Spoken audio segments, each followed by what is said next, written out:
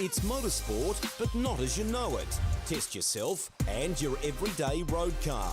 Safe, affordable, but most of all, fun. And all you need is your daily driver. Experience the thrill of a sprint day. Race against the clock at a hill climb. Or test your reflexes with an auto test. It takes just 3 simple steps to get started. Get on the start line. Search Motorsport Australia Daily Driver today. You're watching SimSpeed TV, and we have the Formula Vee National Esports Cup. Now, round 3 earlier in the year had to be postponed, and this is it.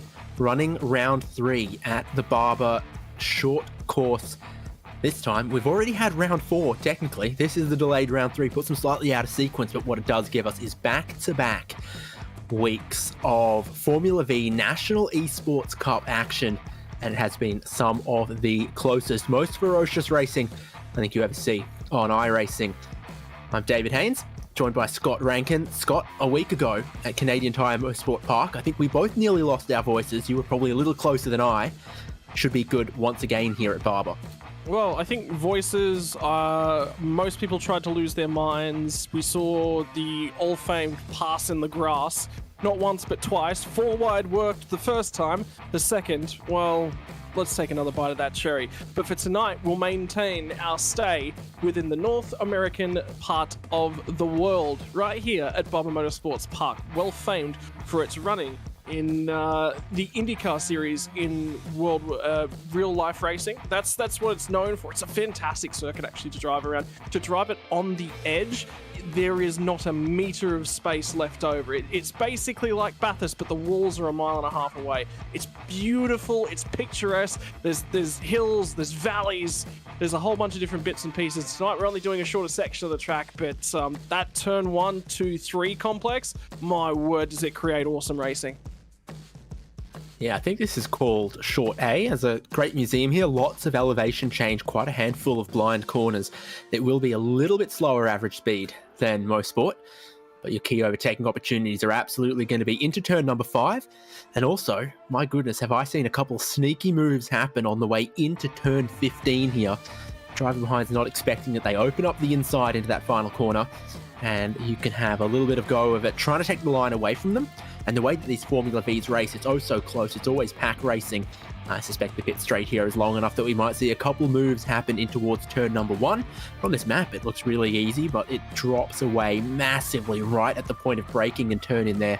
Makes it a challenging corner in any car, especially these Formula V's on their narrow little tyres, and of course, no downforce. Yeah, and they're not a full-on slick either. There's no downforce, there's no engine power, but everyone sits there and goes, well, there's no grip, there's no power, there's no downforce. I mean, what's going to make the great racing? That is the best part of the racing. The fact that there is no grip, the fact that there is no power, it creates better racing. And it's the grassroots element of it as well. You know, so many drivers got their start worldwide in Formula Vee. And these drivers out here tonight are going to put on the display yet again. There was drama last week. There was a few drivers a little unhappy with the way that they were racing each other. Boy, does that make it spicy in the commentary box. So we get to sit back, we get to watch, and we get to talk about it. And I'm glad I'm a pundit. Get to sit on the fence, mayhaps. The drivers are qualifying right now, and they will get into 3 races. You can see the format there. Qualifying right now, and then we get 3 20-minute races with that reverse top 20 between race number 1 and race number 2 that always makes the middle of the night very, very interesting as your front row of race number 1 goes back to the middle rear of the grid on race number 2. I can tell you there's 20 cars in tonight too, so it is going to be a full reverse grid. So that means whoever finishes last in the first race, they're going to be starting from pole position on race number 2, and likewise throughout the field. It's created, I think, some of the most interesting racing. A lot of people sit down. A lot of people hate reverse grid racing. I'll bang on about it each and every week, but the drivers that are most successful season long know when to show the nose, when to be aggressive, when to back out, and when to be patient. That is the critical features that make a really, really good race car driver. Sometimes you got to sit on the tire. You know, it's a little bit different. In a Formula V, there's realistically the tire wear's not necessarily quite there. But what it does do is it sets you up for other cars, maybe a Porsche Cup car, maybe a NASCAR, maybe a V8 supercar, whereby a little bit of tire wear is there. So patience teaches you those sorts of things. It's only the early stages of it, and then it progresses into different bits and pieces of skills, Dave. But if you're going to be successful in a Formula V, all of those skills that you need will carry on to everything else you do in motorsport. It's so critical to get it right.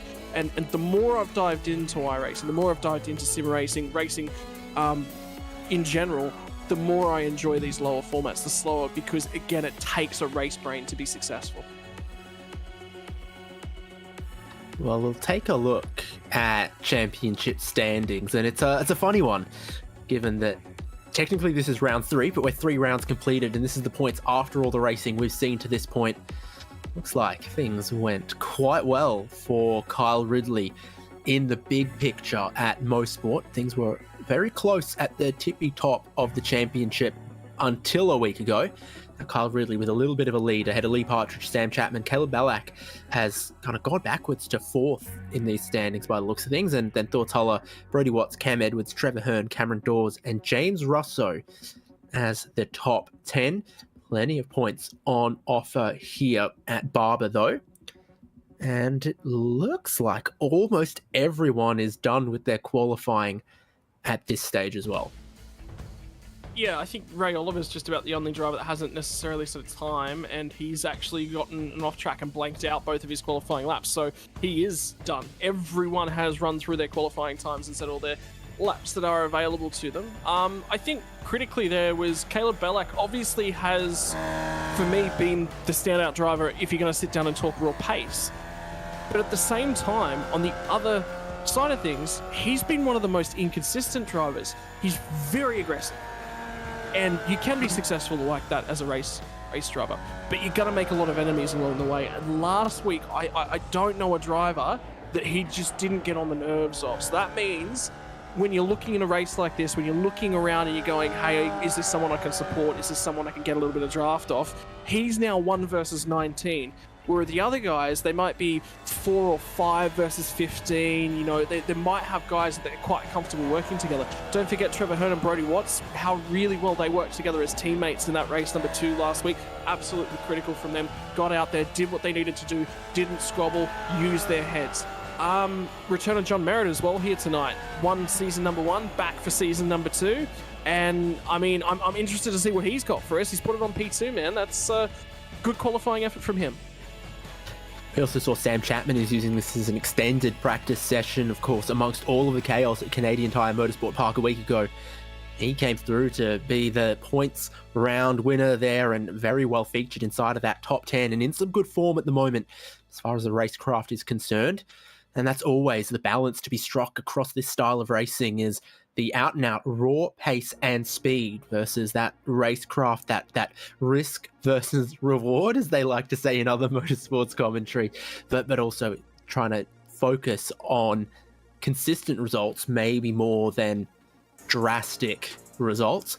And we will maybe have to twiddle our thumbs for a minute and a half, because around this short A configuration of Barber Motorsports Park, it is indeed very short, 2.3 kilometers. Our pole time is 66 seconds, barely over a minute. So there's not a gigantic amount of racetrack to play with, but there are plenty of challenging corners around here. And here's how it looks like qualifying will be locked in at this stage. Yep. So you can confirm this is what the grid is going to look like, with Caleb Ballack showing that speed, taking pole position for race number 1.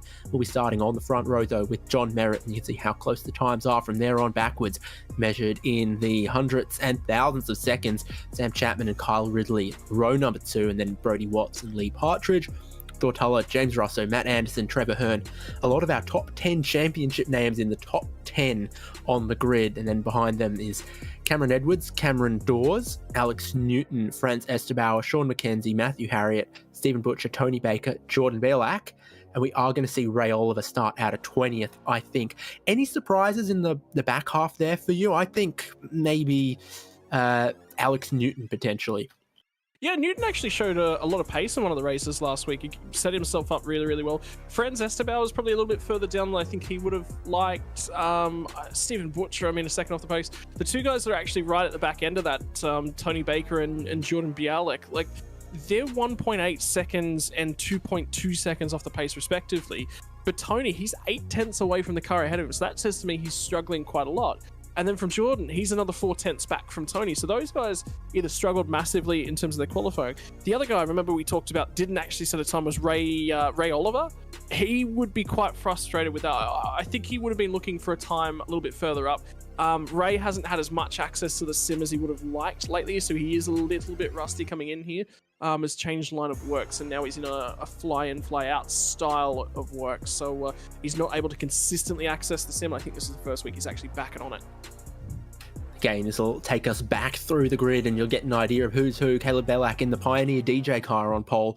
John Merritt in the Pulse Tuning and Echuca Toyota car on second place. And it is such a challenging start from a standing start into turn number 1 here as we look through the grid as they grid up. Cold tyres are a challenge in these Formula V's, and almost every corner has some degree of elevation change in it. You drop down into turn number 1, you sort of rise up again and then drop again through turn number 2. And of course, you're downhill braking into turn number 5. And that final sector of the lap, I think it gets understated how challenging it can be as well.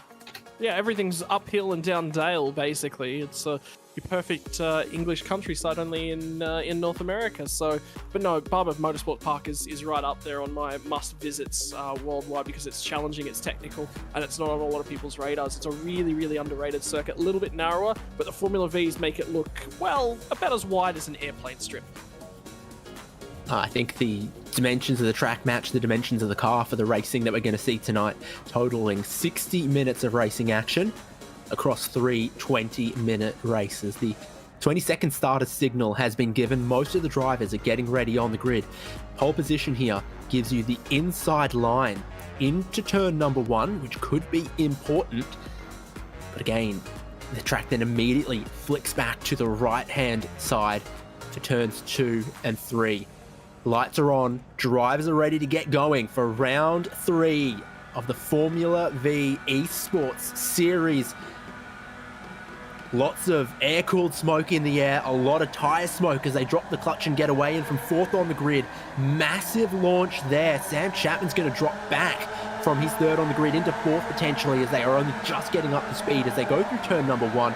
But for Caleb Ballack and John Merritt on the front row of the grid, they are off to a good start. Caleb Ballack able to convert that pole position into a nice little advantage early on. And it looks like it's Kyle Ridley who's made a good start as well. And it's Lee Partridge is actually going to try and follow him through at this point in time. Here comes Merritt. He's going to dive down the inside at turn number 5. Sticks the nose in there. Cold tyres thinks better of it. That's going to put Caleb Ballack on the outside for 5. And then into 5A is the right-hand kink. 6 then. And there's somebody off way down in the background. Cam Edwards has gone around through that switchback section that makes the short A configuration. It doesn't get used a whole lot. Don't see it very, very often at all, and it is different to the hairpin and the fast chicane that you normally see. It kind of connects between the two of them. It just makes a switchback, and already you can see 1 lap done. I reckon we're going to get close to 19 or 20 laps in this first 20 minutes with Caleb Ballack from pole. Will still be the race leader after lap number 1, but look at that, immediately going across to try to break the toe, to try to cover into turn number 1. And John Merritt needs to start playing chess with him if he's going to get past. The whole rest of the pack is still close. Kyle Ridley there in 3rd. Sam Chapman has managed to hold on to his 4th, and he's trying to buy back into it. Yeah, one of the big things I think always gets underrated in racing, Dave, is cold tyres on the first time. It's generally the first time you're going through with stone cold tyres through the first complex. A lot lower speed. This time Merritt gets deeper down the inside at turn number 5. He'll slide down there, look for the switchback. The old slide job, to use the dirt terminology, as Kyle Ridley continues to eye these two off. I think he's just waiting for drama to ensue. And Ballack has now gone from the defensive back onto the offensive. Yeah, Merritt to the race lead. picked his opportunity very, very well, and now he's got to take the tight line around the continuous right-handers here. The best line normally sort of makes it a double apex kind of corner, but it invites the driver behind you to have a peek down the inside at the penultimate corner, have a peek down the inside at the final corner. Now Merritt's doing exactly what Bellac did a lap ago, coming across to the pit wall, to the left-hand side. But a much better run for Bellac. He has his nose in front around the outside, and he's going to go back to the race lead. What you don't want to do is touch too much of that grass on the outside of turn number 1. It's so slippery, and then Merritt has a bobble, maybe assisted by Kyle Ridley behind. Yeah, that was a little bit close because Ridley had the nose in there, and then sort of John kept coming across, and Kyle's like, well, I'm here. I can't disappear. I'm already up here, John, and, well, John wanted to push the margins, and they'll all get away with it. That's the key factor. So nothing doing from Kyle Ridley, nothing on the in-race communications from John Merritt as well. How good's the run from Sam Chapman, though? Remember what we talked to him about last week? How good's the wax polish? Well, I'm going to need some more of that because apparently that's where all the talent is. Too wide between John Merritt and Kyle Ridley. Again and again, a little bit of contact behind as Lee Partridge is going to spin around, but what it's given is a 1.5 second lead to Caleb Bellac as second and third have battled behind him. Does he have that qualifying pace to convert into race pace to skip away? And here's Lee Partridge trying to rejoin the race. He'll be in 18th because Bialek and Thortalla. Hang on, Kyle Ridley's actually gone off in turn number 1 as well, and they were wheel to wheel in turn 2. They went off on the run between turn 1 and turn 2 from Kyle Ridley, just about touched wheels with Sam Chapman. So at the moment, it looks like Kyle Ridley basically put the boxing gloves on, boys, because I'm pretty sure he's the punching bag. Still a nice little lead for the race leader. The rest of the field coming through this switchback section, which has got its own elevation challenges that you're not quite used to. They look like they get so light on the exit of that right-hand section that they've just negotiated, and that the field are doing in the back, and the turns gone off wide on the grass for the race lead. Still, Caleb Bellac doing very, very well to just manage that at the moment. He's right on the fringes of that danger zone. If he has a mistake in one of the corners, a lock-up that costs him 0.2 of a second, suddenly John Merritt will be back in his slipstream and hot on his heels. But where Bellac stands right now, he can maybe manage it and hold on to that race lead. Yeah, so at the moment, it's going to be a multi-car breakaway for the front end of the race, and indeed, it's John Merritt who immediately throws up the fastest up the race. He's taken some time out of Caleb Bellac that time by. Kyle Ridley's the back car that's in this lead group. He's in 5th spot, so 6 on down. Second group is going to consist of just about everybody else. Yep, it's a short track. It's short gaps between all of the field still. Oh, I swear you might be having 3 wide into turn 5 at the moment as well. Who's negotiating their way to the front of that? And there is contact for Alex Newton. Yeah, so he was on the inside for turn 5, outside for turn 5A/turn 6. He's not happy about that one. Just a little bit of a nudge in terms of the tyres. Kyle Ridley settled down in the end. I was actually going to say, of the drivers that have impressed me week in and week out, Lee Partridge has so far been my favourite. Really impressed with the speed that Sam Chapman's been showing lately. And like I said last week, Kyle Ridley's been a little bit unlucky of late. He was really, really happy with the way things worked out. So can he make it 2 in 2 weeks? We'll find out. Sam Chapman trying to get past Kyle Ridley, but then gets put into an awkward place trying to come around the outside of Brodie Watts in turn number 2. Looks like he will just be able to hold on to his freshly gotten gains and slipstream off of Brodie Watts, who's in 3rd for the moment, with Merritt in 2nd. Having taken a 10th, exactly a 10th, out of the race leader last lap, things could still close up again in the top 5 here, and turn 5 is still the action zone as far as passing is concerned. You just said 3 wide a lap ago, right? Well, that second pack, they tried it again. Cameron Dawes, Matt Anderson, and I think I want to say James Russo was the guy who tried to go down in there.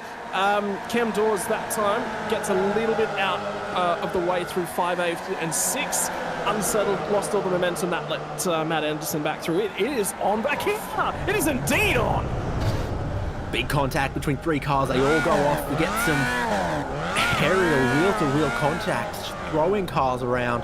Cameron Dawes and Rosso Ray Oliver looked like the 3 drivers involved there as they tried to go side by side, and wheels tangled in the final complex. Yeah, it was an interesting one. Everyone's in there looking for space, so loaded, such a long corner through that section of the track. It's so difficult. You've got to set it up nice and early. So it's Dawes and Matt Anderson in the front two, and then I'm not 100% sure who's in the purple car that's on the inside. It's Ray Oliver that's tripped over Cam Dawes, and then somebody else just gotten wound up in it. Beautifully manicured lawns around here at Barber Motorsports Park, and those guys might have gone and messed them up just a little bit. 12 minutes to go in this first race, and I can't help but think that Caleb Bellac is not getting away with that race lead. John Merritt is back to about a second off him, starting to get that slipstream, and facing no challenge from Brodie Watts or Kyle Ridley behind at the moment. John Merritt can just focus on trying to catch that race leader, who you can see is starting to get a little bit nervous because his lead is underneath 1 second. He's not going to get away with this. I think the critical thing is, if you have a look at this front five, what's the difference between them and the pack behind? They're all single file. They're not squabbling over it, and that's what's allowing them to really, really close up. Brodie Watts now goes and posts the fastest lap of the race. Deep in the pack, we have a look way down the order, and all of a sudden, Tony Baker and Cam Edwards are going toe-to-toe and more contact as they trip over each other. It's really easy to sort of get yourself slightly offline in turn one and turn two, pick your braking zone, and once you're in there a fraction deep, it just gets worse and worse and worse. Tony Baker having a mare of that one, as well as he tries to rejoin. This is up front with the leaders, and that gap for the race leader continuing to dissolve and evaporate down almost half a second now. The view backwards from the race leader to John Merritt, to Brodie Watts, to Kyle Ridley, to Sam Chapman. Single file, as you mentioned. Seen Sam Chapman drop a little bit from his third place qualifying. Conversely, Brodie Watts has come from fifth on the grid up into third at the moment. You just said fastest lap of the race. They look like they're probably going to reset that again this time around, because he's in now. He pretty much matches it, and Kyle Ridley takes it away in a sort of double, triple, quadruple slipstreaming position back there. Yeah, I think Sam Chapman's, again, I think these guys are just working together. They're just happy. They recognize that Merritt is capable of pulling in Bellac, and at that point, it's going to turn into a 5-1, which is smart. I mean, what do you want to do, Dave Haynes? Do you want to squabble for what might be third place, or do you want to squabble for what's going to be the race win? I always tell myself, sitting in this chair, that I want to be level-headed. I want to just wait until the final lap. I just want to ride with the lead group.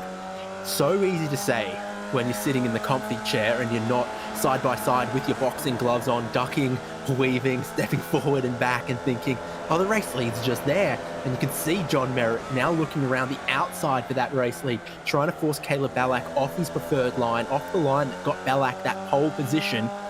Bellac, meanwhile, though, would probably like to stash a couple more wins at this point in the championship, try to get back to his championship lead if he can, and he wants to defend it to the inside of turn number one, and they almost touch wheels there. Yeah, and was that Bellac trying to come back to the line, and Merritt was still beside him? It just did a little bit of a blind spot, couldn't quite see him at that point in time. It's given Merritt now the inside run through turn one and turn two. Remember what I talked about?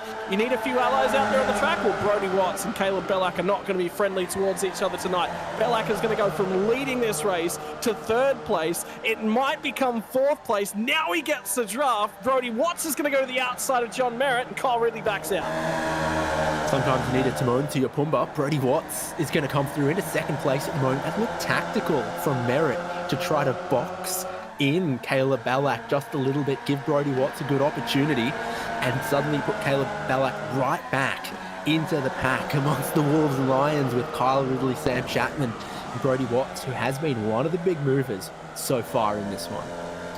Other big movers, Franz Esterbauer, you called out that name. He's gone from 14th to 7th. Picked up a lot of positions as others have gone off the track in front of him. And one of the keys that has been one of Franz's biggest strengths over the last little while is just being clean, keeping himself out of trouble, staying out of the mischief, and then just picking off places as they come to him. Last week, he got a little bit tangled up with a couple of cars. Probably wasn't his best week. I expected that from him. Smart, level-headed driving. Really, really impressed again by Franz Esterbauer. Now, performance-wise, all of these Formula V's are absolutely identical one to the other, but visually, I can't help but notice there's different backlighting colours to the dash. There's also different cameras on the roll hoops as well, just little bits of artistic flair, but performance-wise, the only differentiator is our iRacing drivers, many of them real-world Formula V drivers, all of them scattered around Australia, racing from home and racing ferociously at the moment. Yeah, Carl Ridley to the inside of Bellac, and remember another two drivers that may not necessarily get on. Well, you mentioned Carl Bellac, and you mentioned just about may not get on with everyone. He's gone from leading the raid all the way down to 4th place, and he's not happy with it either. So there's something going wrong that he's not 100% on. But Carl Ridley's got the spot for now. I'll give you a little bit of an update what you can actually change within the Formula V and on iRacing. There's a couple of different camera models, GoPro positioning models, which is what you see on that roll hoop. You can change them.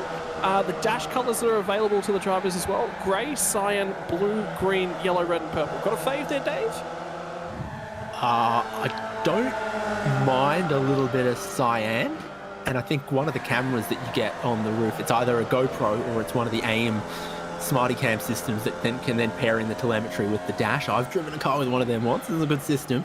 And in fact, you often see it from IndyCar clips. They actually run that system for crash investigation and data logging and telemetry, etc., etc. This is the view forward from Sam Chapman, pretty well from his little roll hoop. And he is in that sort of prime Sam Chapman position.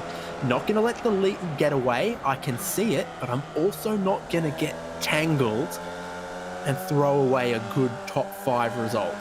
What do you think? Bucket of popcorn, chicken tenders, ready to go when they kick off in a couple laps? Yeah, popcorn chicken, extra salt on the chips. Yeah, upsize that drink, please. I reckon you're going to need that, because this is what he's experiencing right now in race 1 of 3. There is still a lot of this to go for him, and he showed that a week ago that he knows that, and he's showing that he knows that again. Yeah, I'm a little disappointed for Lee Partridge. Like, he drove really well last week and put himself in some really good spots. One of the biggest things I love watching about Lee Partridge last week was just his ability to just sort of sense when something was perhaps about to unfold and get himself away from it. A couple of times he got tangled up, a little bit unlucky. Tonight it's been the same for Lee Partridge. So we'll see if he can rebound in race number 2, because he's going to be starting from, at the moment, 17th on the grid, with 4th spot on the grid in the second race. So good opportunity for a race win for Lee Partridge. Here is France Estebauer, the group that he's leading in 7th place. Another one of the drivers who's come forward in this race from their qualifying grid position. Sean McKenzie just behind him. Started 15th and is running 8th. So it's pretty much in lockstep with Estebauer gone forward in this race. The two of them from right at the back of the field, now up into the top 10. And joined by Cam Edwards and Stephen Butcher at the moment. Two drivers who qualified a little bit better, but have had a bit too much Birmingham, Alabama excitement. There's Matt Anderson in his little no man's land in 6th place as well, that you can see in front of this group. Well, one of the key things I think at the moment was that a lap car that was actually up ahead of the race leaders at this point in time? No, it was somebody else in the middle of the field. I believe Jordan Bialik was actually a lap down, was in and around things. They're 3-1 with a run down to turn 5. I tell you what, at the front end of the field, John Merritt got through there okay. Kyle Ridley and Brodie Watts nearly went wheel to wheel. They missed each other just. This is absolutely crazy still as they come out of turn 5A. Merritt around the outside trying to hold his position. Caleb Ballack gets boxed back into 5th place. Kyle Ridley goes to the lead of the race with Brodie Watts nose to gearbox in that position at the moment. I think you're starting to see the intensity get turned up from an 8 or a 9 to a 10, or maybe from a 7 or 8 to a 9. Because there's only 4 minutes left in this one. This is what happened in the opening part of the lap. It started with John Merritt in the lead. Yeah, so they'll settle themselves on down, and then it's this next run through the next complexes. So he is, set yourself down. Who's got the big run? Well, Brodie Watts is sitting in there in P2. He's got a big run. Kyle Ridley, a little bit more of a run out of there. And then all of a sudden they're 3 wide. Where do you go? Where do you feed in if you're down behind? Look at Sam Chapman. He's just like, oh, this is going to kick off.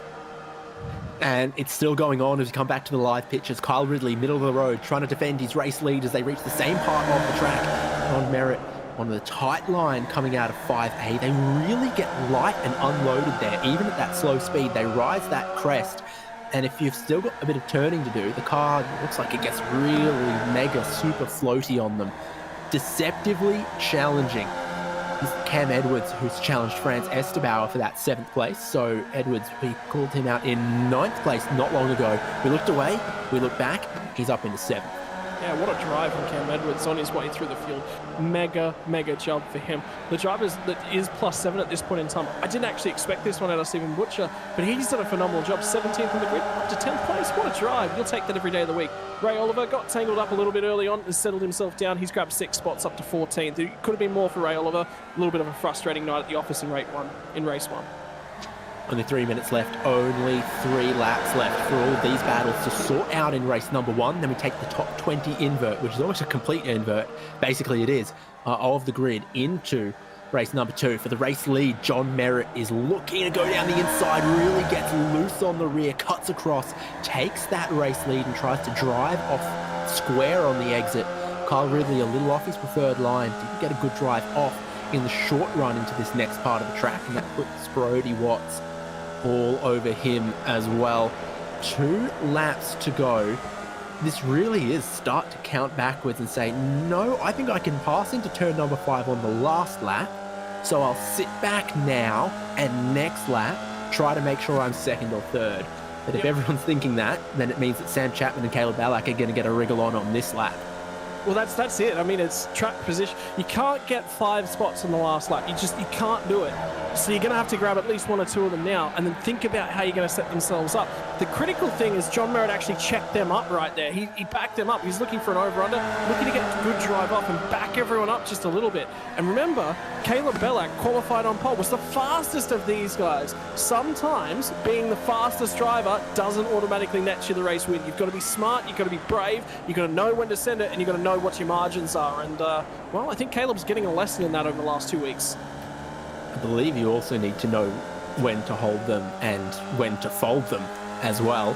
Ballack has gotten up into 4th after battling with Sam Chapman. It looks like our top 3 stay in roughly the same order, even though they went into turn 5 3 wide and then 2 wide behind them, and they are going to see to the last lap board this time by. John Merritt a little shallow on the way into the final corner. Doesn't want anyone to have a dive up there, and what it means is the drivers behind do get a good run off the final corner at him, down towards turn number 1, starting that last lap. Merritt leads from Ridley, from Brody Watts. Caleb Ballack will pick up any crumbs he thinks he can get here, and he's going wide into 2, trying to cut back big concertina effect as the track then drops away right as they get onto the power in 3rd gear, sharply uphill, and that really gives the drivers behind in the slipstream a good jump at John Merritt, who is not going to let them get to the inside at turn number 5, even if Kyle Ridley tries to force his way down there. Brody Watts looks for the wide one around the outside, and he gets up into 2nd. Ballack follows him through into 3rd. Merritt gets a good run off of that section, and Kyle Ridley is dropping back into 4th.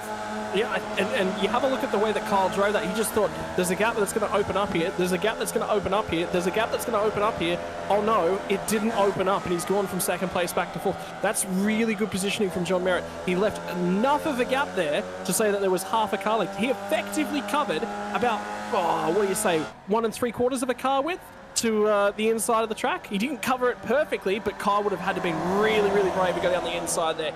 That gives John Merritt the race win from Brody Watts and Caleb Ballack. Fantastic maneuver on the final lap.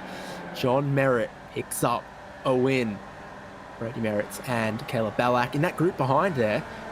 Looks like Cam Edwards actually gets pipped by Sean McKenzie. Franz Estebauer finishes 9th and Stephen Butcher in 10th. It's a sort of 4 or 5 battle packs on the final lap, and the last car on the lead lap on this short lap will be Cameron Dawes. Just got Lee Partridge to cross the line in 16th and Dawes in 17th. And we'll look at those results after 18 laps completed in 20 minutes for race 1 of 3. John Merritt, Brody Watts, Caleb Ballack, Kyle Ridley, all within a second at the end of that one with great racing. Sam Chapman in 5th. Looked like the pacifist amongst the rest of them there, the way that they were racing. Matt Anderson, Sean McKenzie, Cam Edwards, Franz Estebauer, and Stephen Butcher complete the top 10. And on the other side of that, we find Alex Newton, James Russo, Matthew Harriott, Trevor Hearn, Ray Oliver, Lee Partridge, Cameron Dawes, Tony Baker, John Bellack, and Thor Tuller. It means Thor Tuller is going to be on the pole position for race 2, gridding right now. They go straight into the second race action, and all those drivers we just watched fight for the win. They are starting 17th, 18th, 19th, 20th on this grid. Yeah, right at the back end of things, and we've seen it week in, week out, that race brain of John Merritt's, it's just galaxy brain sized. Really, really critical the way that he blocked there. Of the cars that were chasing him, Carl Ridley had the best opportunity, and Carl Ridley went backwards as a result of it. Came into that corner P2, went out of it P4. It's about knowing where the gap's going to be, knowing when the gap's going to open and knowing when it's going to close. He read that one wrong. He'll take that, but what's he got for us in race number 2? We are about to find out. He dropped the green flag from effectively 3rd place on the grid.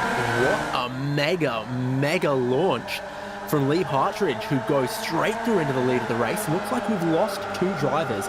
So no Thortella, potentially a couple drivers go spinning out on the outside of turn number 1. They've just come from having hot tyres at the end of race number 1 onto these cold tyres to start race number 2. There might have been a little bit of contact there as well, seeing Trevor Hearn back in 18th place. The racing now ferocious in race number 2. Cold tyres as they all bomb into turn number 5. And Franz Estebao gets hit from behind. Who was it in the white car with the pink wheels that just went straight up his gearbox and more drama? Yeah, so that would be Stephen Butcher. It would be Stephen Butcher. It was the car that collected him. The 2 drivers were actually missing from race number 1. Off of the front rows of the grid. Thortella had an internet connection issue, wanted to test it, didn't want to be in anyone's way, and that's why he didn't want to start from the front row of the grid. Jordan Bialik has had enough for tonight. He's unfortunately something else comes up, so he's had to make weight, and Cam Edwards is going to have to come down and grab some repairs because that was a hefty hit for him. Yeah, a couple of meatball flags, as they're known, are out there, but this is the race for the lead now with Cameron Dawes trying to come back at a very fast starting Lee Partridge as they go side by side behind them. Ray Oliver, Tony Baker, Matthew Harriott and James Rosso as our top 6 at the moment. Coming up the hill and towards turn 5. Dawes is going to have the inside. Big move from Ray Oliver right to left to think about trying to get down the inside of both of them. And he backs out of that one sensibly. Yeah, well, the critical thing there for me was that Cam Dawes moved drivers left on the straight all the way across to pinch Lee Partridge against the right-hand side of the road. Lee had no wiggle room, and he was just about to start coming back across the road as well. So it was a little bit risky there from Cam Dawes, but that's what it's about. Knowing where your opposition are, knowing what they're thinking, knowing where they're going to position, because if you don't, those tyres trip over each other. It's disastrous for all involved. Good rebound here from Ray Oliver. Impressive. Obviously not the race 1 he wanted. This is a big opportunity in race number 2, and we'll see where that sets him up for in race number 3. Of course, got to keep an eye on our top 5 from race number 1, trying to work their way through the field, trying to catch this group, and of course how they battle each other. We know Cameron Dawes and Lee Partridge, both very quick drivers, but they continue to go side by side. Those other drivers who started back of the grid will be looking to move their way forward and still think that a race win is possible in this 20-minute race number 2. Sam Chapman, we ride on board with at the moment, is in 6th. So he's made great work, while Kyle Ridley, John Merritt have not been able to do quite so much. Might have been more tangled up in the lap 1 shenaniganry. That's the critical thing, isn't it, David? I mean, you know, it gets tested week in, week out. Where can you position the car? When can you... Oh, my word! Huge hit from Matthew Harriott? No, that's actually Ray Oliver. It was Ray Oliver and Matthew Harriott side by side as they came across the crest. And out of space on the outside for Ray Oliver. He got sent straight into the wall and at speed. Wheels kind of interlocked on the way there as well. So they are. Ray Oliver's looking down the inside here, holding his ground around the outside here. Just bounced off the curb. The car just wasn't settled. There was no grip on the front end, no weight at all. It's unfortunate for Ray. Like I said, he was in such a good spot and needed to get a good result there to sort of rebound and recover the night. Wrong place, wrong time. We are back on the live pictures. Matthew Harriott now back into 11th place. Sees him get passed by John Merritt and Brodie Watts. Caleb Bellack now up into 6th as well as they battle side by side through that turn 5 complex that is about where I'd park my folding camping chair, I reckon. I don't know, that hill right there, like, that's such a good little bit of spot to watch the racing action. Very difficult to get an overtake done down here in Porsche Cup and those sorts of things. You've really got to try and pull the car up nicely and get a point. It's not that easy. Trevor Hearn, meanwhile, was the car that was penalised from lap number 1. I don't think that was with the incident that actually got Franz Esteban taken out, because that was Stephen Butcher and him wide there. I get the feeling that might have been Stephen Butcher that we might be waiting for a drive-through penalty, but it'll take Trevor Hearn from out of contention. But what a drive from Cam Dawes thus far. He's got the head of the field. He's got a little bit of control over it at the moment, and James Russo's the next car on the queue. These guys are taking their opportunities to punch out as far as they can. Take a look at Trevor Hearn towards turn number 1. Now, a bit happened in turn number 1, then a lot happened at turn number 5. For turn number 1, we think we're going to see it here. He loops around. Okay. That's an interesting. I don't think I saw anything quite there, but I'm wondering whether or not it's not that. I feel like maybe there was something else that happened on lap 1. Oh, live pictures at this point in time at the moment as well. Cam Dawes is just actually being turned in front of the pack. Stephen Butcher was handed a penalty for the incident at turn 5 on lap number 1 as well. So that was Stephen Butcher that was penalised for this one. But this is for the race lead. This is what's just happened a few moments ago. From the race lead, he gets rotated around. The pack was up to 11 cars behind the race leader. A couple of them came together on the exit of the final corner as well, and now there's just 6 up front, all led by Lee Partridge. Caleb Ballack has worked his way to second place. Sam Chapman up into third.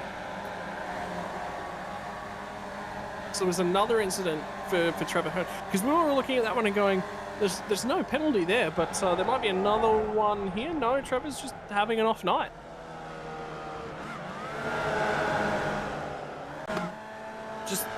I mean, he comes out of, what was it, P2 last week in race number 2? It was Brody Watts that took that race out. So it was him working together with his teammate last week for P2, and he's had flashes in the pan for me, Trevor Hearn. Not necessarily the fastest one, but he has had flashes in the pan where he's been in the right spot at the right time. Tonight's just not his night. Not a fan of Barber Motorsports Park. This is our top 4. John Merritt had an issue on the radio. He's dropped back from completely leading group. Did he come across a little bit on Sam Chapman? Potentially. It's always tough to measure, you know, who's side by side, who still deserves space at the inside through a switchback complex of corners like that. And we're still relatively early in this race number 2, the reverse grid. It kind of gives us this. This is live on the race lead with Caleb Ballack defending his position from Lee Partridge, Sam Chapman and Brody Watts. So top 4 at the moment, a second and a half from Brody Watts in 4th there to Matthew Harriott and John Merritt in 5th. Still get the sense that they are not out of it, that they could catch this, because Partridge and Ballack in 1st and 2nd are also looking like they're willing to battle pretty hard at the moment. Well, Matthew Harriott's actually going to get ejected from this battle here in just a few moments because he's got a drive-through penalty. So remember that incident that he had with Ray Oliver? Yep, found at fault for that one. So he's going to have to come down and take a long trundle through the pit lane to think about what he's done. Ballack defends the race lead. Lee Partridge doesn't want to try to go around the outside of turn number 1. Sam Chapman, he loves to just sit where he's at and watch and wait till it all comes out. And he's in 3rd. Brody Watts in 4th at the moment. Ballack now coming back across to defend the inside or the middle of the road at turn number 5. There's Lee Partridge, 1 car width around the outside of him if he wants to go that way, and wasn't going to offer up the inside. Watts has a look now at Sam Chapman in that 3rd place, and Chapman doesn't drive well off turn 5A. And Watts looks to go around the outside of him from the back of this shot. Yeah, they'll settle themselves on, down and in at the moment. I can tell you it's all on for this race lead at the moment with Ballack. Obviously, Lee Partridge is right there. So Brody Watts has obviously had that moment on that lap. There goes Harriott across. He'll serve his drive-through penalty this lap. And there's been another one issued to James Russo as well. And Cam Dawes just said there was somebody weaving as well that he wasn't necessarily too happy about. So race control's got their hands full in race number 2.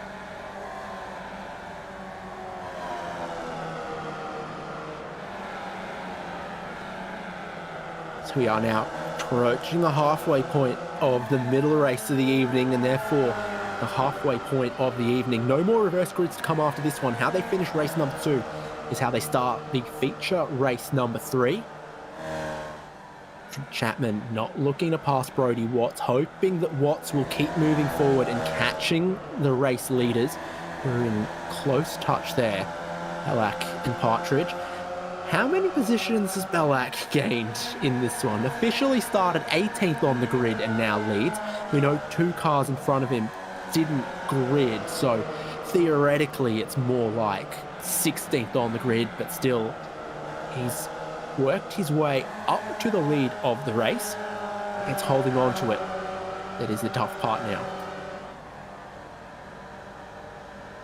Tony Baker's received another drive-through penalty, and there's another one coming for Sam Chapman as well, so he'll get ejected out of this lead battle, which is disappointing for him. He's been in a couple of good spots tonight, and he's been really consistent over the last couple of weeks as well, so unfortunately for Sam Chapman, yeah, I mean, you know, it's tough, it's tricky, everyone's trying to do... The worst part of the race is when you're just trying to stay out of everyone's way. You're not necessarily trying to be aggressive, to bang wheels with people, and then somebody just moves because the guy to their left moved, and all of a sudden you're left in the middle of nowhere. It's tricky, very, very tricky when you're 3 to 4 wide to know exactly where to position your car. You can't read it with that 4th guy, but yeah, it's unfortunately been a second race marred by a little bit more chaos than I think we're used to. They say it takes 2 to tango, but when you've got 3 or 4 wide, it's far easier to step on someone else's toes as well. So I understand it's difficult. You're trying to race. The other side is it'd be nice if they started these races just a little bit cleaner, kept more drivers in a chance to battle for the race win, to battle for the podiums, to battle for the top 10. Sam Chapman takes his drive-through, means that now there are 3 up front here as we ride on board with Lee Partridge watching the race lead. Brodie Watts has caught both of them. Now he is watching them. There's always a bigger fish. I'm wondering whether or not Lee Partridge thinks he actually can win this one, or whether or not he's just going to happily just sit there, go about it this way. Brodie Watts as well, two drivers that tend to like lurking in the wings, but Lee's going to rough him up a little bit here. This will be about setting him up, about sort of sending a message and testing the waters, I think. This isn't necessarily a move designed to take the lead. It's about going, where's the grip? What can I push this guy to? And what's it going to look like when it comes to the last lap? So testing the waters, very, very critical for draft-oriented racing.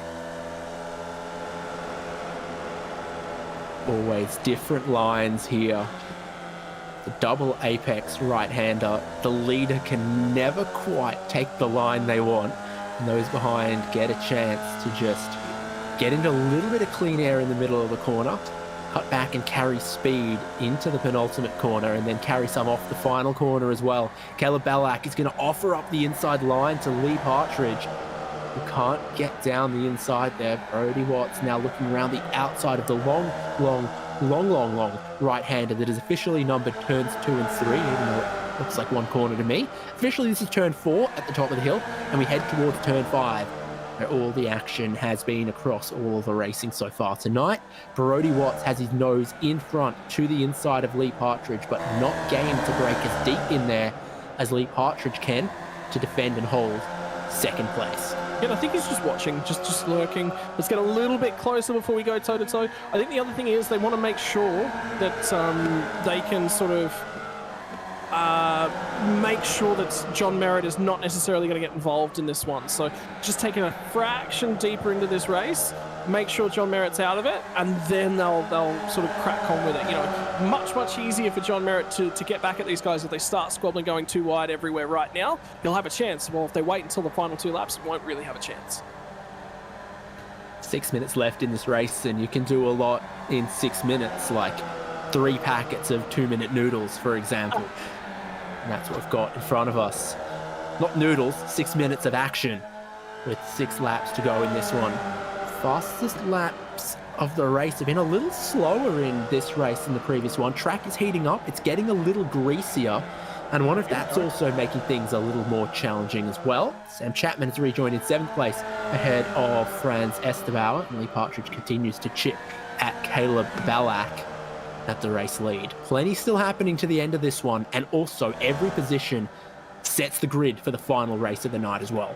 Yeah, and this is really, really important for Sam Chapman. The fact that he's driven back to 7th place after receiving that drive-through penalty, and it's not over yet. I mean, if he can press on a little bit, he's less than 2 seconds behind Alex Newton. That's doable. You get down to a second, all of a sudden you just slingshot yourself massively forward. So this isn't done just yet. Last lap of 6.47 took about 6 to 7 tenths of a second out of him.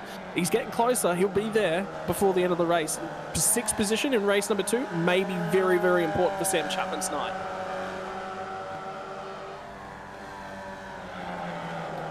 This now up front amongst our podium trio. Belak is still feeling the need to defend somewhat. Lee Partridge not feeling the need to make any banzai attack moves, but still feeling the need to just keep Caleb Belak on his toes, keep him a little uneasy, make him try to take lines that he wouldn't into some of these corners, and just keep chipping away at him. Something I just noticed on the run down through turn number 1 for these guys as well, and into turn number 2, was that the line that these two drivers are taking is just a little bit different. And it's nearly a little bit, I want to say, do you remember Michael Schumacher just propping drivers up and just saying, hey, you can't get on the gas until I've gotten on the gas, and by the time I've done that, I'm too far away for you to actually have a track and overtaking me into the next corner. Belak just did a little bit of that on the last lap through turn number 2. I want to see from the onboard shot what it looks like, and this will tell a really, really good story. Have a look at the elevation change here. Down the hill into turn number 1. Track sort of leans in a little bit, then up the hill, braking, take it as deep as you like. Look at the wider entry there from Belak. Look at how much wheel Lee Partridge is having to add into it. I'd say he's scrubbing the front tyres across the surface there. That's not all traction. So he's inducing a little bit of understeer with the amount of steering wheel he's got laid in there. On the throttle, up and over the crest, now downhill into the braking zone for turn number 5. Have a look at how much this falls away, and then look at the climb and over the bump into turn 6. Lap times picked up a little bit on that last lap, back into the 1:06s for this group. Caleb Belak with a 1:06.9, which is probably a radio station you can tune in most places. That's what the lap times look like around here. But now they're counting down, only 3 more laps left when they cross the line this time. Belak just still holding that 1 or 2 car lengths on Lee Partridge. Yeah, let's tune into 106.9 Caleb Belak's smooth moves, I think, Dave. Okay, he's making a smooth move across to the inside line, and that's going to mean he has to stay there, partially compromised on the way through turn 1. Showing the nose, having a look. Lee Partridge wasn't going to get down the inside of turn number 2 there, though, and he maybe would have been better served following out wider entry, carry more speed off, and look to overtake in turn number 5, which still is the best way to do it. Best chance. He does have a good run. He is going to get down the inside of 5, only just level, not able to outbrake Belak, who holds the inside, but a switchback can work here. Big oversteer moment from Caleb Belak, who doesn't get off the corner well. There's 1V width, and that's where Lee Partridge goes to get to the race lead. Belak's not pleased with it. The big thing is he left a car's width there, and Lee put his car in there. Once the car's in there, that's it. You've left the door open. If you're going to block it, I don't like that block from Caleb Belak. If you're going to block it, no problem. Block it properly. Put the car completely under the left-hand side. This has really thrown the cat amongst the pigeons, or should we say, the partridges. There you go. 2 laps to go. Nothing to separate our top 3. Brodie Watts watching them battle wheel to wheel, seeing how close they've gotten, looking to pick up some crumbs if he can get it. Belak in the grass around the outside of 1. Partridge following him. Brodie Watts trying to think, what line can I take that'll give me a run to pass both of these Pelicans if I can? That's what I'd be thinking in his situation. And he's getting boxed in. The inside line still open at 5, 3 wide. Caleb Belak thinks championship and backs out. Lee Partridge goes to the race lead. Brodie Watts might just stay in 3rd with this. Well, he was actually just warned. So remember that block we were talking about last lap? Belak called it in and said, hey, I'm not happy with that. Exactly what I said. You must leave racing room. He blocked it, but he blocked it too late. Race control's now warned him. That's effectively like waving the black and white flag. Not the checkered one. That'll wave next lap. Out to start the final lap of race number 2. And again, it comes from a simmer to a boil as we reach the end of the race. Lee Partridge trying to defend his lead. Caleb Ballack trying to pick his line. Does he go inside? Does he go outside? He goes to the outside of 1 to try to take the inside of 2. And he goes through into the lead of the race once again, but they touch. Lee Partridge tried to have a look in a spot where the door wasn't open. Partridge goes around, will go back into 4th place. Caleb Ballack and Brody Watts still to fight this one out on the final lap. Brody Watts now in one-on-one combat, might think he's got a chance to take the race win away here. Towards turn 5, he looks around the outside, nose in front. You can hold that position to the inside of the switchback at 5A. Brody Watts holding the race lead at the moment. Can he take it all the way around to the checkered flag? Yeah, well, this will be the question now. I mean, the primary opportunity to get the overtake done, it's now come and gone. Ballack's going to have to go the long way round. Is he going to try and force the crossover? Is he going to position the car in an awkward spot here for Brody Watts? He tried, but Watts covered it enough.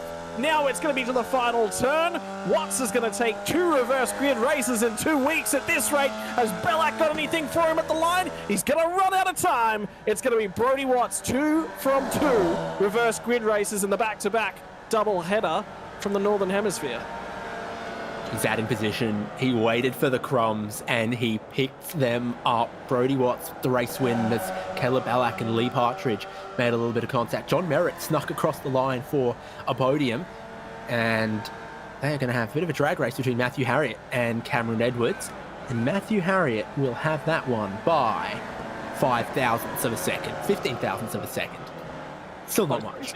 No, not a huge deal of racing. Throw a handkerchief over the 2 of them. Tricky. What's your take on that one, Dave? Because he left the door open, Caleb Ballack, at turn 1 just about every single lap of the race. Now, if you're going to leave the door open, eventually, well, it's, you don't leave the door to a tent open. You zip that up. You get flies inside. Lee Partridge was like the fly that just flew down the inside of that move at turn 2. I think he knew that wasn't gonna work, that there was the line that Ballack was gonna take would bring him to an apex there, and you can't show your nose from no overlap and expect them to see it at that point. So for me, I thought it was an unconventional move. It was trying to pass him somewhere he wasn't expecting to be passed, and he wasn't expecting to be passed for sure. That's why he turned in, and there was no overlap before the apex of the corner there, from what I could see. Brody Watts, though, I don't think any question marks over him. He takes a really great race win that sets him up well for the final race of the night as well, where he'll start on pole position. Caleb Ballack, 2nd. John Merritt, 3rd. Lee Partridge, 4th. Cameron Dawes, Sam Chapman, Alex Newton, Franz Estebauer, Matthew Harriott, and Cam Edwards as the top 10. Behind them, Matt Anderson, Sean McKenzie, Trevor Hearn, Tony Baker, James Rosso, Stephen Butcher, and Kyle Ridley. Looks like we did see Ray Oliver start, but then retire, and no Thor Suller. We'll take a little break here on SimSpeed TV. We're 4 minutes away from the final race from Barber Motorsports Park in the Formula Vee National Esports Cup. I think we've had 2 delicious courses, and we're waiting on a dessert. Stick with us, because we are really looking forward to the final race of the night from Barber. Weekend in, weekend out, Motorsport Australia officials are making waves. From waving flags, waving cars through pit lane, or responding to a wave for help. Wave hello to new lifelong friends. Who knows, you might just make waves around the world. Ride the first wave. Search Motorsport Australia officials today. Racing isn't easy, but experiencing it is. iRacing puts you in the driver's seat with the industry's leading sim racing game. Drive on laser scan replicas of the greatest racing circuits from around the world. Go head-to-head against other drivers chosen by skill-based matchmaking to ensure competitive racing at every level. Compete across all your favorite series.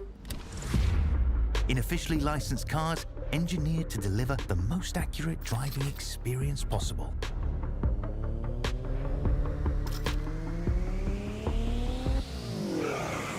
Join a race or host your own with players from across the globe.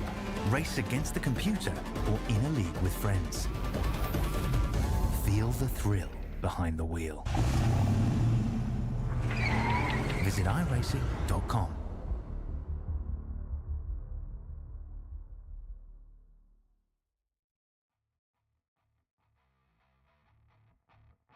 Well, here we are, gearing up for the final of 3 races from Barber Motorsports Park in the Formula Vee National Esports Cup.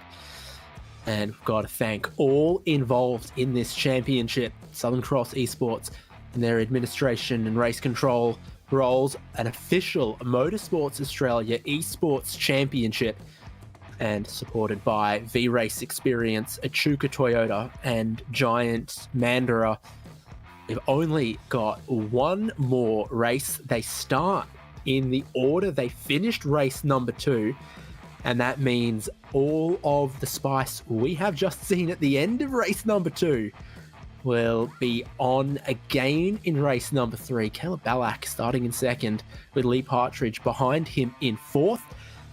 I think there are some other names, though, that we, again, would expect, if it's a clean race, to come back through the grid again in this final race, Scott. Yeah, I think another good opportunity. So Kyle Ridley obviously had an issue, had a tow. Effectively, his race was done in that one, so didn't bother coming back out on track. There was not really much he could have picked up.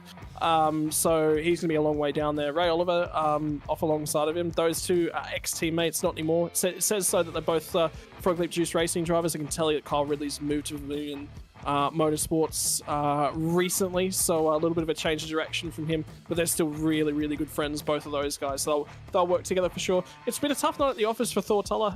His internet connection is just not working with him. I actually don't know whether or not he's gonna come back out here for race number 3, which is disappointing. Always love watching Thor Tuller race because he's just so easy to support. He's there, he's in, he's giving it his all, but he's clean, he's fair. That's what I like to see. Okay, well, we're not too far away from them gridding for this second race. You get a great look at all of the artistic and creepy and crawly sculptures around Barber Motorsports Park. I think the best work of art around the place, though, is that Eurocopter EC-135 Medivac helicopter. The best-selling 5 to 10 seat helicopter in the world, if my Wikipedia reading a week ago is to be believed. There's lots of them. They're everywhere. They're used a lot in roles like that. Basically the Toyota Tarago of the sky. They're going to grid now for race number 3. Brody Watts, with his race 2 win, will be starting on the pole for one last 20-minute boxing match at Barber Motorsports Park. Yeah, round 3 and flight, I think, is about the only terminology we've got left available to us for race number 3. Yeah, I mean, Brody Watts, he's won both of the reverse grid races these last 2 weeks. How critical is that going to be? It's going to set him up in a really, really nice spot. Merritt's right there, right in and underneath Caleb Bellack as well. We'll see if we can ruffle some feathers between those two. Lee Partridge thought he might have been on for an opportunity. Little bit of a brave moment down into turn number 1. Dropped back to P4. Look, he still finished P4. Sam Chapman, he's still yet to have a great finish here tonight for Sam Chapman. There's been good finishes. Can he lock it in? Snag that podium in race number 3. Actually, sorry, my apologies. Did podium in race number 1. We're about to have all of our questions answered. Brody Watts in black and white on pole position, heading to the inside of turn number 1 on stone cold tyres. Almost everyone lights them up, not getting away well at all. Lee Partridge looks like he's missed a shift. Looks like Caleb Ballack got good traction, but around the outside of turn number 1, doesn't get to the race lead immediately. He's immediately back into a good position, though, to challenge in this race. 4 positions lost already from Lee Partridge, just not getting off the standing start well at all. Sam Chapman did. He's already up into 4th, and the pressure is immediately on the race leader, Brody Watts. Cold tyres, he's going to hold the outside of turn 5. Yeah, and have a look at immediately John Merritt. Yep, not interested, boys. You guys have a crack. Lift it out of it straight away. Could have sent it sailing on in there, sent it 3 wide on lap number 1. No, and there's already going to be incident number 1 on lap number 1. John Merritt looks to cross back on all of them to get to the race lead if he can. He's down the inside of Brody Watts. He's past Brody Watts. He's looking to get the inside of Caleb Ballack, and he watched, he waited, and he found his moment. John Merritt to the race lead. Yeah, that is picking the pockets. That was beautiful. That is full-time race brain mode engaged. That was the send of the century. He sold the dummy, he set it up, waited for the perfect opportunity, and then perfectly executed it as well. Ray Oliver's had an incident deep in the pack. Caleb Bellac's going to get back to the lead by turn number 1. And I think it was Trevor Hearn and Stephen Butcher might have had the issue on lap number 1 through 5 and 6.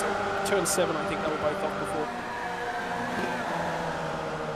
Now, Caleb Ballack, having passed on the pit straight, has John Merritt looking down the inside of him now into turn number 5. Behind them, Brody Watts relatively conservative on the brakes. Sam Chapman and Cam Dawes going wheel to wheel. I think Cam Dawes got in there pretty hot. He's up into 4th now in the train. Single file this time through this part of the track where John Merritt pulled off such a great lap 1 move. Yeah, but who's going to be able to do it this time? By Tony Baker's around at turn number 5, so he'll drop back through the pack. And Trevor Hearn, unfortunately, it's been a tough night at the office for him. He's going to get another drive-through penalty, and it'll be a lonely race number 3. So Tony lifts off as he comes over the crest at turn number 6, and nowhere really for Trevor. I wasn't expecting him to lift. Cold tyres, tricky, tough little night there for Trevor. Caleb Ballack goes off the road and into the barrier at turn number 1, trying to go around the outside of John Merritt. He got in a bit too hot, tagged a tiny bit of the grass, and he goes around and into the wall. Caleb Ballack back into 13th place. John Merritt, Brody Watts, Cam Dawes is your top 3 at the moment. It's not the only driver to come to a little bit of grief. There's Matt Anderson, Franz Esterbauer, and who's Matt Anderson and Cam Edwards. That was not a space for Kyle Ridley to come flying on through, who I think ended up into the barrier. It was just such a bad location. They were just wound up stuck together at that point in time. There's nothing that Kyle really could do. He'd come across the hill. It's blind. He'd come up and across the hill, and yeah, there was just cars right on the line.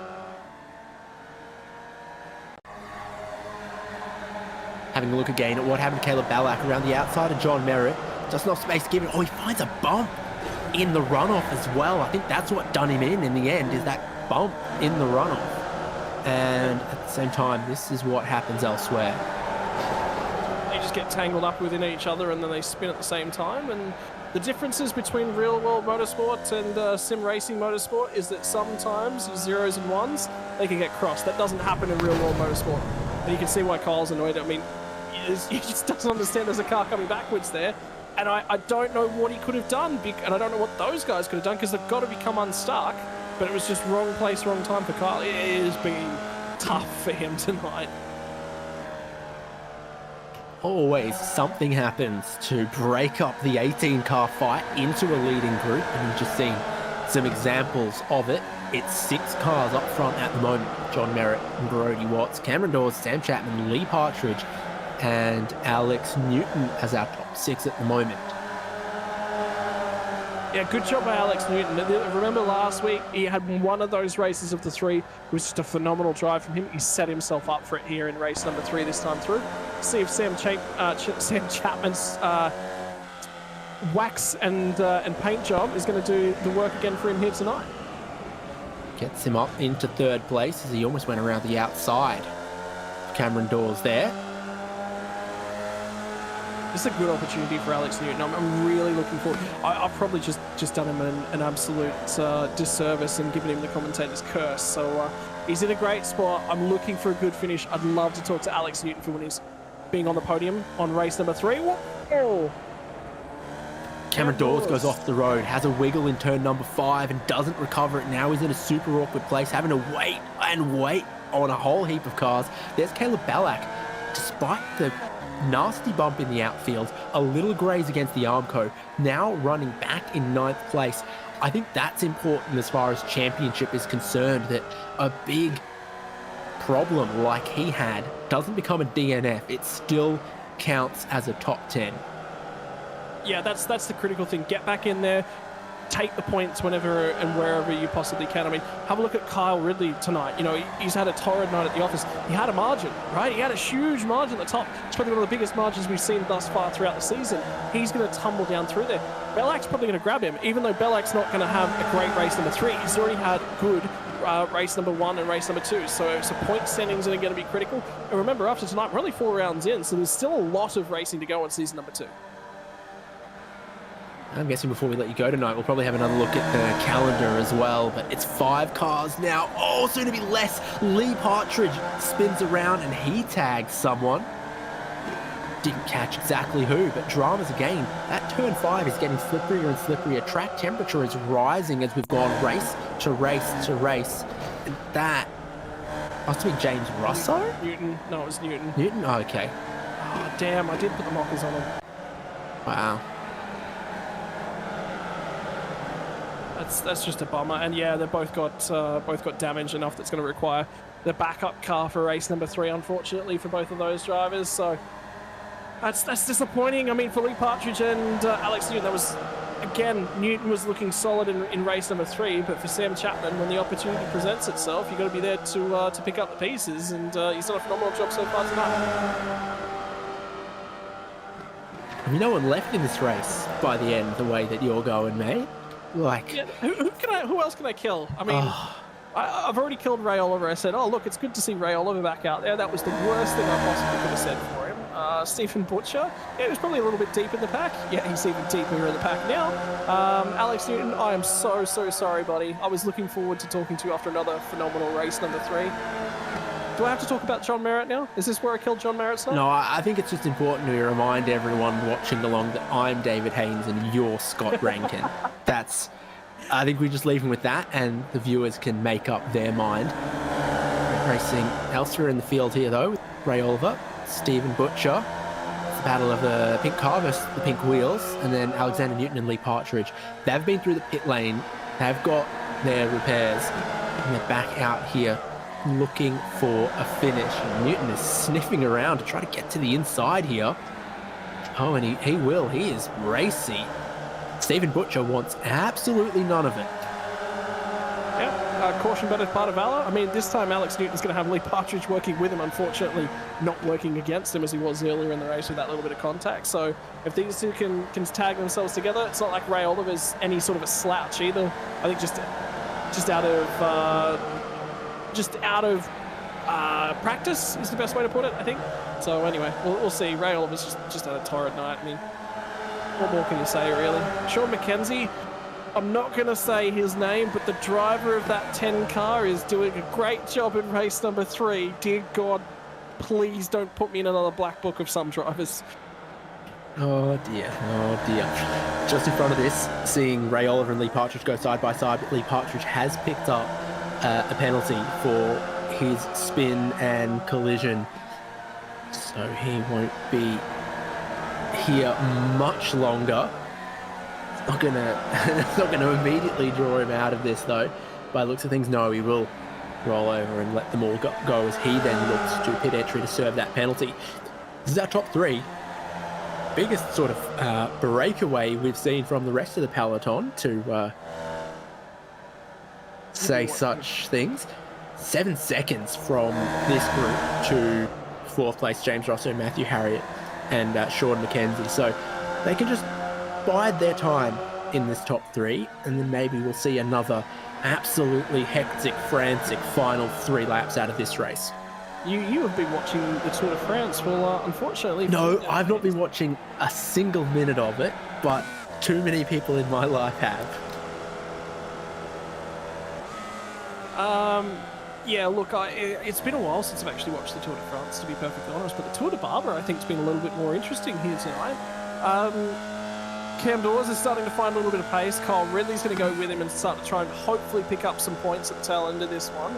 Sam Chapman's in with a polished chance later on in this race, and Brodie Watts, well, he's a few joules short of a watt at the moment, but John might just win this one on merit. Save us. The best part about a good pun, Dave, is actually the annoyance you receive out of everyone else, so that tells me I did a good job. You can't be joules short of a watt, though, because joules are energy, but watts are power, so... I mean, you got me on a technicality there. I'll take it. I love a good technicality. Second place, Brody Watts. Chapman's had that happen once or twice before, and he's stayed with us, so I wasn't quite so worried. John Merritt keeps leading them.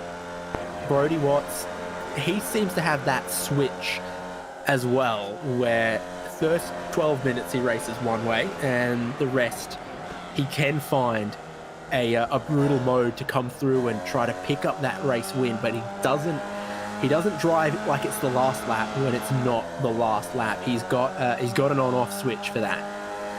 The thing that I found really, really interesting right there was watching them go through turn number 2. You could tell when they picked up the throttle, because that's when the cars had their little wiggle. James Russo's just had a huge moment. He caught up to, I think it was Sean McKenzie right at the crest of the hill, and had to lift and go to the side, but unfortunately lifting and going to the side was actually the grass for him. So he's just dropped 3 spots as a result of that one. I was literally just about to talk about him too, so that one's not on me, James. I was thinking about you. Maybe that's enough. You know, it's a bit crazy here as Caleb Bellack can now smell a 4th place finish after driving it off the road from the race lead. Yeah, okay. That's what happened to Russo, and checked up his progress, but it let Caleb Bellack through, who's now behind Matthew Harriott, who's behind Sean McKenzie, who's 4th place. So Bellack dropped out of the top 10, hit the wall, right back in with a chance of a decent points finish in the final race of the night. Yeah, but normally, 9 times out of 10, that's an accident. Cars backwards or in the fence, one of the two. So from James Russo, that was a good little bit of steering to keep himself alive right there. Kyle Ridley and Cam Dawes, I think there's probably a battle pack with a couple of lapped cars potentially, but both of these guys are indeed in this one. And then Bellack here trying to slice and dice, and it gets checked up on the way out there. That's going to present the opportunity for James Russo. We'll see if he can capitalise on that one. In the meantime, how good is this from Sean McKenzie? I've done it again, Dave. I've done it again. Please, Sean, have a great finish to this race. Russo dives it in down the inside of Bellack in that little spot there, and Bellack did not see it coming at all. Tidy little move, but I don't think that's going to last forever. Late as possible, Bellack pulls out of the slipstream, looks to the inside at turn number 1. The outside hasn't treated him very nicely, but the inside, I think, will, as his rival nearly finds the same bump and rejoins into the side of Caleb Bellack. James Russo has really made a mess of that one. Yeah, he come in just a little bit too hot down into turn number 1, ran wide. I mean, once he was wide, he didn't really have much of an opportunity to sort of save that one. Bellack's going to drop into the next pack back here with 5 minutes on the clock. I think we've got, 5.5 laps left in this one, so this will present an opportunity for him. And I mentioned James Russo, didn't I? I said he was doing a reasonable job. I was thinking about it. I'm on fire tonight, Dave, but not for the right reasons.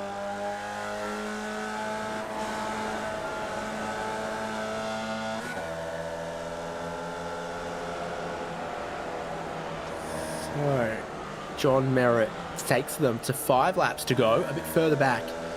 Cam Dawes is in behind Caleb Bellack and Kyle Ridley there, and it's still just a 3-way battle for this race win at the moment, getting even further away from any of their pursuers. This looks like our best chance at what our podium is going to look like, but I wouldn't put money on this order. We saw Brody Watts pick up those crumbs last race. Sam Chapman might fancy a win this time around, and John Merritt, in a good place in the championship, might not want to risk the chances of giving away a hard-earned podium. Well, I was just looking at the background and went, hang on, there's a 4th car that's tagged onto all this. That's Trevor Hearn. That's how badly his race 2's gone, is that he's now a lap down and attached to the rear end of the leader. So, yeah, it's been interesting. Lee Partridge had a very quick race number 3. He set the fastest lap, and he's done for the evening.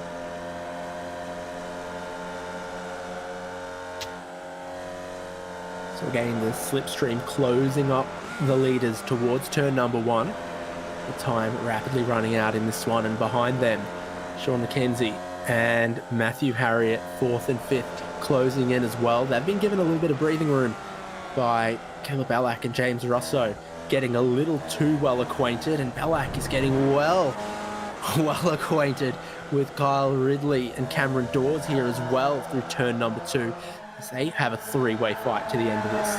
Yeah, so it'll be really interesting because Kyle got deep down on there on the inside. It'll be interesting to have a look at what he does with Caleb Ballack here. He might just look to box him out. They're going to go 3 wide, Dave. This is going to be bravery on the run down at turn number 5, and Ballack is the first to bail out on that one. Ridley takes away all the scraps, and Dawes decides he's going to exit stage left. And he was trying to find the full layout of the course there, unfortunately, and as he tried to hold his line off throttle, the rear gets so loose in these short wheelbase cars. He looped it around, but luckily not in the direction of the drivers he was racing door-to-door, wheel-to-wheel with. And we go up to 5th place, Matthew Harriott.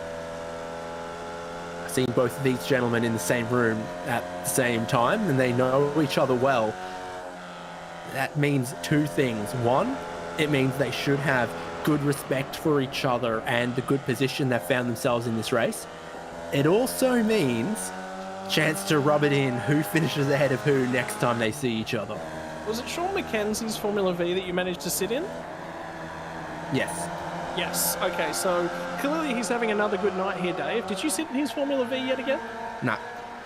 Well, okay, we've broken Dave Haynes' success streak, and there you go. You need to sit in a Formula V. Oh, Dave, having a look going to get back in another one. At how Brodie Watts has taken the race lead with 2 to go around the outside of turn number 5. John Merritt braking a little earlier than Brodie Watts is able to do, and that is as tidy as you'll see around the outside of that corner complex. And they are crossing the line now. 2 more. They are starting to catch just a little bit more traffic. You pointed out they've put Trevor Hearn a lap down, but it's Tony Baker, the next car that I think they'll catch. And then maybe Cam Edwards, at the pace they're going, could make things a little spicier amongst our top 3. Cam Edwards still sitting in that 3rd place position, watching what happens in front, where John Merritt checks up. He doesn't want to make the run. Sam Chapman pulls out from 3rd, looking down the inside to go to 1st place. He's going to get ahead of John Merritt, who's being very, very polite. And he gives Brodie Watts a couple of car lengths advantage side by side, still for 2nd and 3rd. 3 wide briefly as they pass Tony Baker, who doesn't want to impede this leading group, doesn't want to interfere with his teammate either. Brodie Watts will be happy to see them battling behind him as he comes around shortly to take the last lap board. Chapman ambitious into 5, but still stays in 3rd place. I don't think John Merritt was expecting that from Sam Chapman, and Chapman had to go. If you're going to back out, sometimes somebody's going to dive down the inside, and now all of a sudden that'll put John Merritt a little bit on the back foot. He wants to be in 2nd place coming off of turn 2, turn 3, but Sam Chapman's going to try and rustle that feather and see whether or not he can settle it down here around the outside at turn number 2. Settles it in. He's going to get the mega draft. Who's going to be on top when they come out of 5? Less than 2 kilometres of racing left, but turn number 5 could decide. No defence offered yet from Brodie Watts. Still looking around the outside there. John Merritt says, okay, down the inside I go, but Watts has been so good on the brakes there. Still holds his position to the inside of the switchback. Sam Chapman places himself there alongside John Merritt as well. Brodie Watts had a good run though, but on the good line to try to defend his lead side by side across the crest. It's good speed for John Merritt as Chapman got balked on the inside, didn't want to push out wide and make any contact. He falls back to 3rd place, but anything could happen between now and the line. John Merritt thinking about down the inside of the final corner, but Watts wasn't going to offer that one up. The checkered flag for the final race of the evening will fall for Brodie Watts as he takes back-to-back wins. John Merritt, Sam Chapman in 3rd. Have we jinxed Sean McKenzie and Matthew Harriott? I think they're going to get through here, and then Alexander Newton's had an issue on the last lap as well, but it's going to be McKenzie from Matthew Harriott, and then who's going to come home in P6? I believe it was James Russo. This is the battle. It's on for 7th. It's Ridley by a nose over Caleb Ballack, and Franz Esterbauer gets there to be in P9 at the flag. No, sorry, that was a lap car that was there with them, but it will be Esterbauer to P9 at the flag.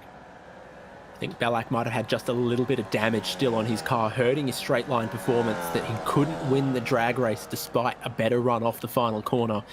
And the rest of the drivers on the final lap taking the checkered flag and bringing you the race 3 results From Formula Vee National Esports Cup at Barber Motorsports Park, Brodie Watts, back-to-back wins, raced hard, raced fair.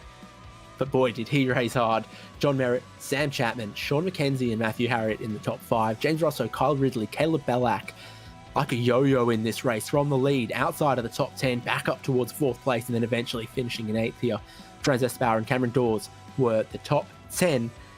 And then outside of that top 10 was Ray Oliver, Alexander Newton, Stephen Butcher, Matt Anderson, Cam Edwards, Trevor Hearn, Tony Baker just off the lead lap there, Lee Partridge, parking it, no Thortolo or Jordan Billack in race number 3.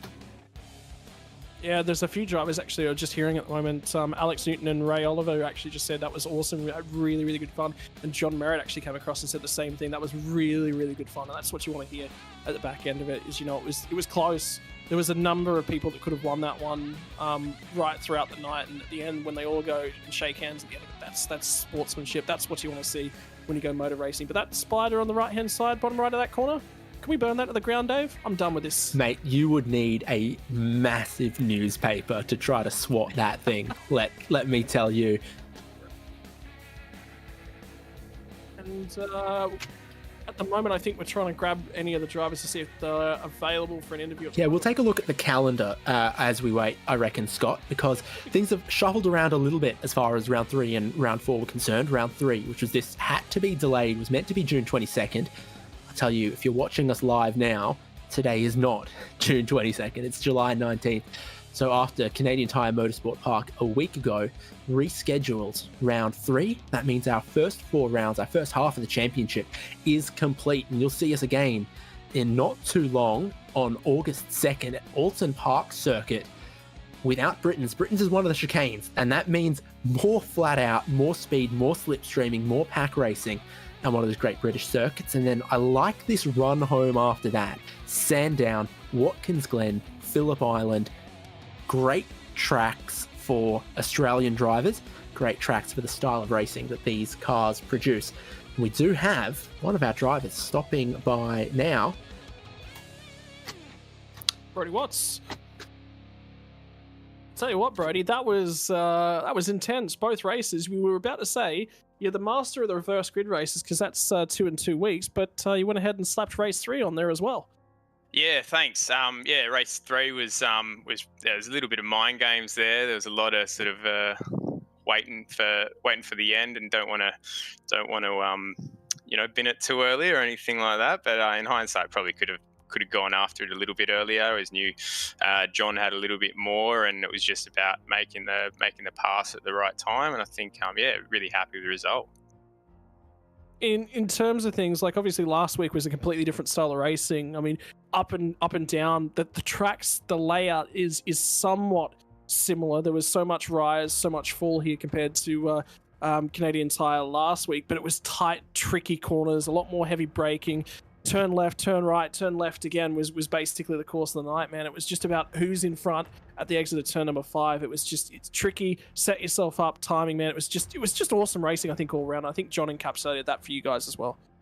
Yeah, absolutely. And it was, you're right, it was very important to be in front on the exit of turn 5, and it was a good passing position in terms of it could be done around both the inside and the outside. I preferred the outside, but there were a couple of moments in one of the earlier races where people were sending up the inside and getting away with it. I noticed that John carried a lot of corner speed through there compared to me, so I knew it was about getting him on the sort of inside, and it was good compared to last week where you could be at the front at the start of the straight, end up back in P5 and then back in front by the end of those the S's, and it was a lot more slipstream. And in hindsight, I had a good think about it over the week, and realized it was just about driving smart and making sure that I was there at the end, and not doing anything too risky. So yeah. I mean, it's you can't say it's a bad night at the office when your worst race result is P5 in the first race with 2 wins, man.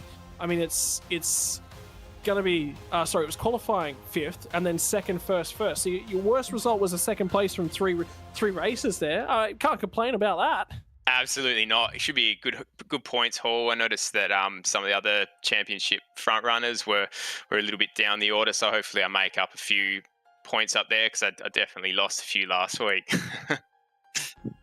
Unfortunately, talk about Trevor Hearn's night a little bit there. I mean, last week you two worked together so well in that race number 2. This week, I mean, for Trevor, what's it like? Are you guys communicating, talking? What's the discussion like? Because obviously he's had a terrible night, you've had a great night. I mean, how do you sit there and talk through that?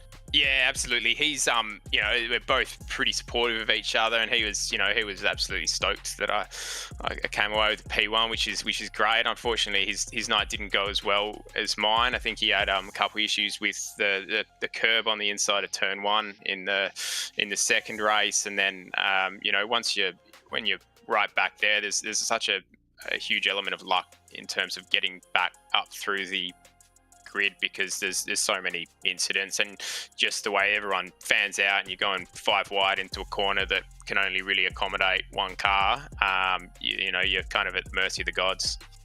And then finally, Mike, who's the sponsors to thank here tonight for yourself? Yeah, thanks to 949 Sim Racing, and once again the SimSpeed TV, as well as the stewards. They put up with a lot. We're a bit of a handful, and really appreciate them.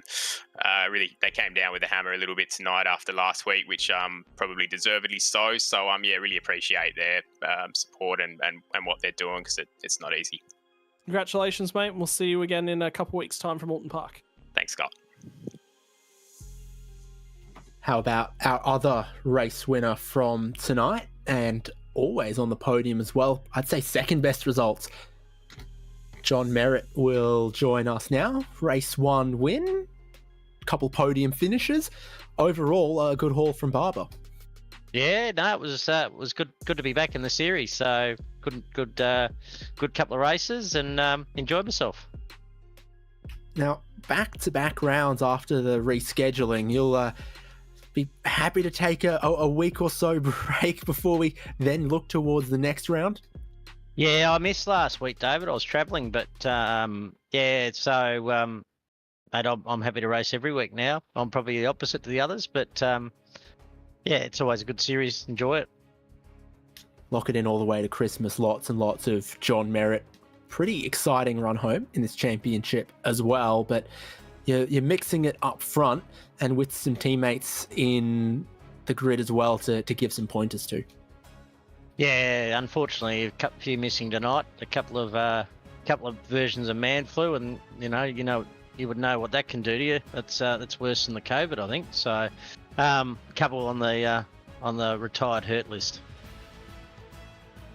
So, as far as the racing here on this Barber short layout, not one I see very often at all. Not one I think people are super experienced with. I mean, for a short lap, a lot of elevation change, and that turn 5 looks quite tricky. Yeah, is it turn 4-5, the end of the little straight there, the normal hairpin. That's a tricky little section there. I think I've only raced the layout once myself, so but it does lend in these cars, still lend to plenty of sort of overtaking spots and hopefully some exciting racing on the broadcast. I think you certainly delivered that in spades. You delivered yourself 1 win, 2 podiums, and I'm sure you've got some people and sponsors you'd like to thank. Yeah, just a shout out to our man flu sufferer, Pulse Tuning, Glenn Riddell.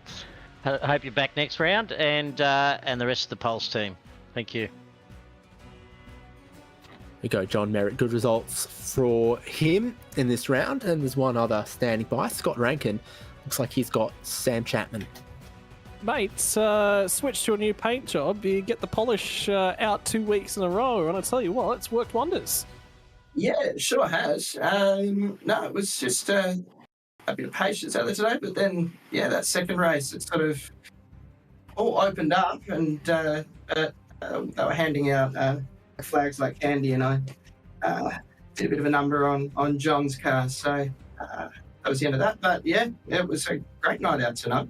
Very different track, lots of fun. Mate, we were sitting here and going, oh, that was a little bit cheeky from Sam. I think it was 2 to go in that final race. John backed off to make sure that he had P2 for the final lap, and all of a sudden, Sam Chapman sends it down on in there and says, hang on, you're not just going to sit in there nice and easy, mate. That lead group of 3 was just epic to watch right throughout the night. Lots of respect, lots of room, lots of drafting racing. Yeah, I think we all came to the conclusion that we may as well just stick together. Happy to leave John out in front. We know how quick he is, so just sort of stick that together until we brought out the gap, and then the last few minutes, see what we can do. And yeah, it was great. It was respectful, and yeah, brilliant end to it. In terms of things, in a couple of weeks' time, we're going to be heading off to Alton Park, Britain's British tracks. They're quite narrow. They're quite you miss the line and you're just about off the circuit. But there's also a little bit of track limits that come into play at Alton Park as well. Have you done any practice around there? Any running in the Formula V? It's it's nearly a cultural icon in terms of racing in the UK. It's going to be important to get that one right. Yeah, I've definitely done a little bit in the Formula V's. I think in officials and that they use every different configuration, but I haven't done it in a while. And I am a sucker for finding a track limit and getting myself a slowdown at the worst possible moment. So we'll see what happens there. But yeah, no, looking forward to it. This season's picked up in the last couple of weeks for me. And finally, mate, your opportunity to say thank you to anyone watching along at home, any sponsors, any shout outs that you'd like to make as well. Well, just thank you to everyone who's watching, and yeah, all the sponsors, Motorsport Australia. It's good to be part of this event, sort of this inaugural season. Thank you very much, Sam Chapman, and like I said, we'll see you in a couple of weeks' time from good old-fashioned Alton Park, mate. Banger. Yeah, absolutely. Thanks, mate. Have a good one, guys. Appreciate it. I think the key takeaway from tonight, Dave, is look at the respect that was shown between people. Like we said, probably a little bit of boxing that went on, I think, at Canadian Tire, but I think that's been ironed out tonight. RESPECT, they found out what it meant to them in that one. Great round from Brody Watts. John Merritt also picks up a win, and we don't have to wait too long to see more Formula V Esports action, and you'll see it here on SimSpeed TV once again. Just a couple of weeks' time, the 2nd of August, we head to Alton Park.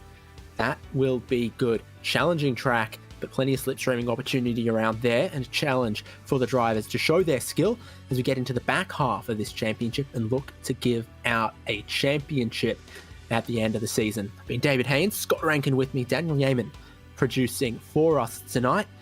What a race they delivered for us in Formula V National Esports Cup.